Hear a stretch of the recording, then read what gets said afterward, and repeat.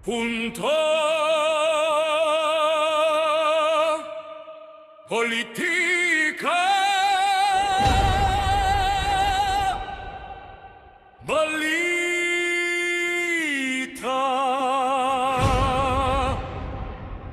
Pagsusuri Katotohanan.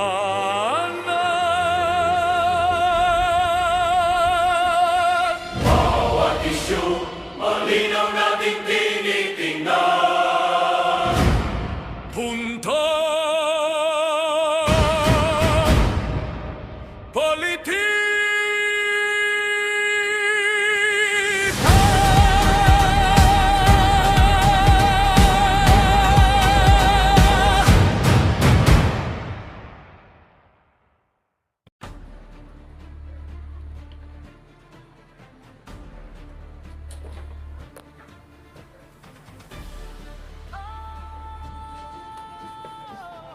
Magandang gabi, Pilipinas. Ito ang Punto Politika, ang inyong tahanan, balita, pagsusuri at katotohanan.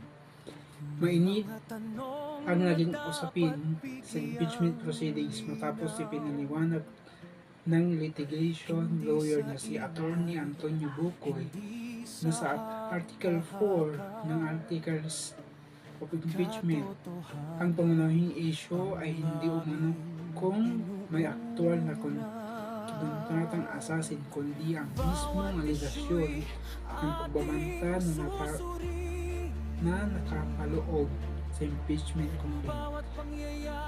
Ano ba talagang ibig sabihin nito sa pamumuno ng batas? At paano ito maaring maapektuhan sa takbo ng impeachment trial? Yan ang ating susuriin. Bago natin ito suriin, panoorin muna natin ang kanyang paliwanag sa DZMF Teleradyo. Si Odi Bucoy, isang litigation lawyer at dating spokesperson ng House Prosecution Panel, managing partner din po ng Bucoy, Poblador and Associates. Nasa linya na po natin, attorney. Magandang morning po sa inyo, Johnson and Christian sa DZMM. Magandang morning mo mga taga Bucoy, Poblador and Associates. Good morning. Attorney, welcome back. Good morning. Magandang umaga sa inyo, Christian and Johnson.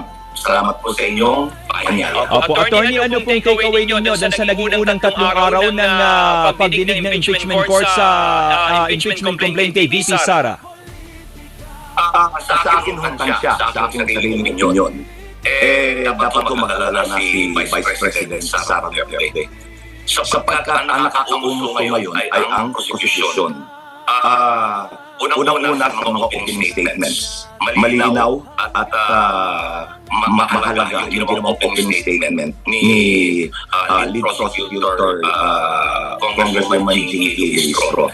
Sa kabilang panig naman, yung opening statement ng depensa, may pagka-arrogante yung dating at ang tinutuligsa pa rin ay yung constitutionality or yung proseso. Hindi niya inilahad yung kanilang ipipresentang ebidensya. Yun ang mahalaga kasi sa opening statement, ito na lang sarili kung ano yung ilalabas sa ebidensya. Yun ang presentation ni Attorney Ligon. Malinaw po yung kanyang paglahat. Klaro sa mga ordinaryong mamamayan kung anong gusto niyang patunayan. Sa kabilang panig naman, yung cross-examination, wala hong nakabulaanan sapagkat yun atensyon nung nagko-cross-examine, hindi ko patungkol dun sa katunayan nung testimonya ng testigo, kundi again, procedural at technical ang ginawa niyang cross-examination na hindi naman maunawa ng taong bayan na yun eh. At saka yung objection mo dapat, yung objection dapat, kung ano yung mahalaga, hindi yung technical. Opo. Pero ang sinasabi po kahapon ni Attorney Narvase na cross-examine kay NBI agent Talilong, wala naman daw pong malinaw na proof na talagang nag-hire ng assassin si VP Sara at yung katagang assassin ay nanggaling lamang daw po doon sa mga nagkaroon ng maling pagbasa sa kanyang mga statements. Hindi ko naman kinakailangan magkaroon ng katibayan na nanahayang assassin. Ang maliwanag at ang mahalaga ay yung kanyang sinabi na meron siyang kinontrata na mamamatay tao. Hindi ko mahalaga, hindi importante na meron talaga siyang kinontrata. Dahil ito ay ang Article 4 ay ang asunto ay yung pagbabanta sa buhay.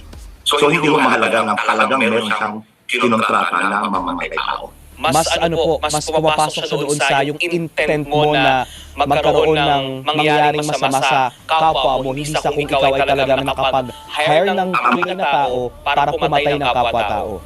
Tama kayo dyan.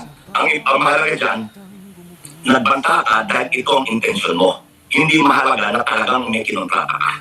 Pero ang sinasabi rin po ay, kaya naman, yun naman daw po ay response ng Pangalawang Pangulo doon sa di umano'y Project Romanov na di umano'y plot against her and sa family po ng mga Duterte. Sa kanyang legal na pagsusuri, pinaliwanag ni Atty. Antonio Bukoy na hindi dapat malihis ang focus ng diskusyon sa tanong kung may aktual bang taong inupahan upang sa katuparan ang isang umano'y banta. Ayon sa kanyang pananaw, ang sinusuri sa ilalim ng Article 4 ay ang mismong alegasyon na nakasaad sa Articles of Impeachment at kung ito ay kapag ipatunayan sa pamamagitan ng ebidensya ay maaaring magsilbing batayan ng constitutional accountability. Mahalagang linagin na ang articles of impeachment ay naglalaman ng mga aligasyon, hindi pa ito katumbas ng napatunayang katotohanan sa proseso ng paglilitis tungkol ng prosekusyon na iharap ang kanilang mga ebidensya upang patunayan ang kanilang mga paratang. Samantala, sa buong karapatan ng depensa at punisyon ang mga aligasyon, magharap ng sariling ebidensya at pakita kung bakit hindi dapat tanggapin ang mga ito.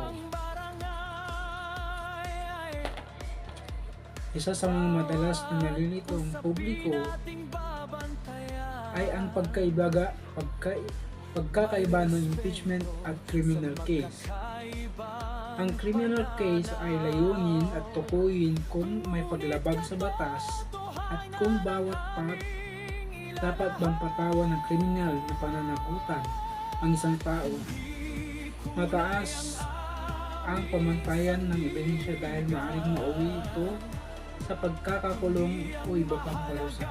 Samantala, ang impeachment ay isang prosesong itinakda ng konstitusyon upang alamin ang isang impeachable official tulad ni Vice President Sara Duterte ay dapat manatili sa kanyang posisyon batay sa mga batayang nakasaad sa saligang batas. Hindi ito otomatikong paglilitis para sa criminal liability, kaya aring magkaiba ang mga legal na isyong pinangalaga sa impeachment kumpara sa isang kasong kriminal. Gayunpaman, mahalagang tandaan na hindi sapat ng paghahain na lamang ng alegasyon sa ilalim ng due process. Kinakailangan suportahan ng prosekusyon ang kanilang mga pahayag sa pamamagitan ng mga dokumento, testigo at iba pang admissible evidence. Kung hindi sapat ang ebidensyang maihaharap, maaari itong questionin ng depensa ni Vice President Sara Duterte. Sa kabilang banda, kung mapagpapakita ang prosekusyon ng matibay na ebidensya na susuporta sa kanilang alegasyon, yun naman ay pagtitimbagin ng impeachment court, yung Senate. Sa madaling salita, hindi opinyon ang magiging batayan ng magiging desisyon, kundi ang kabuuan ng ebidensyang may papakita sa paglilitis. Pagpatuloy natin ang kanyang paliwanag. Duterte. Eh, yun ang kanilang paliwanag. Subalit, hindi ko kapanipaniwala yan sapagkat yung banta ay inulit pa niya sa ibang okasyon. 2 beses niyang inulit at sinabi niya, seryoso siya.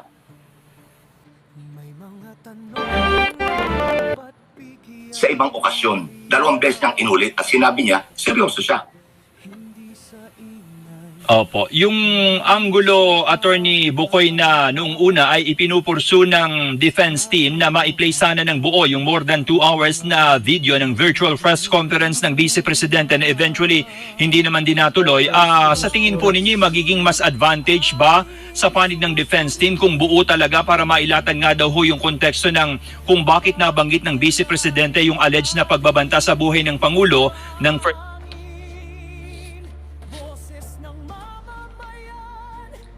Habang nagpapatuloy ang impeachment proceeding, malinaw na magiging mahalagang bahagi ng pagdinig ang interpretasyon sa bawat article ng Articles of Impeachment at ang kalidad ng ebidensyang ihaharap ng magkabilang panig.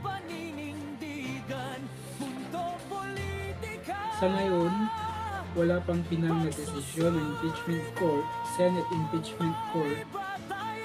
Ang lahat ng alegasyon ay patuloy na sinusuri sa ilalim ng proseso ng batas at ang bawat panig ay may pagkakataong iharap ang kanilang mga argumento at ebidensya. Bilang mamamayan, mahalagang sundan natin ang mga pagdinig ng may bukas na isip, paghiwalayin ang opinyon sa ebidensya at hintayin ang magiging pasya ng Senate Impeachment Court batay sa facts na mailalahad sa paglilitis. Ano ang inyong pananaw?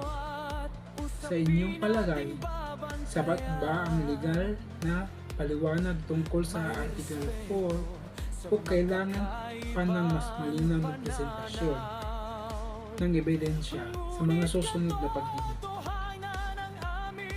Ibahagi ang inyong opinion sa comment section. Kung gusto nyo ng mas marami pang balita, legal analysis at reaksyon at malalim na pagsusuri tungkol sa mga mahalagang issue sa bansa, huwag kalimutang mag-like, mag-subscribe at i-click ang notification bell. Ako si Genesis, ito ang Punto Politika. Balita, pagsusuri, katotohanan. Maraming salamat sa panonood.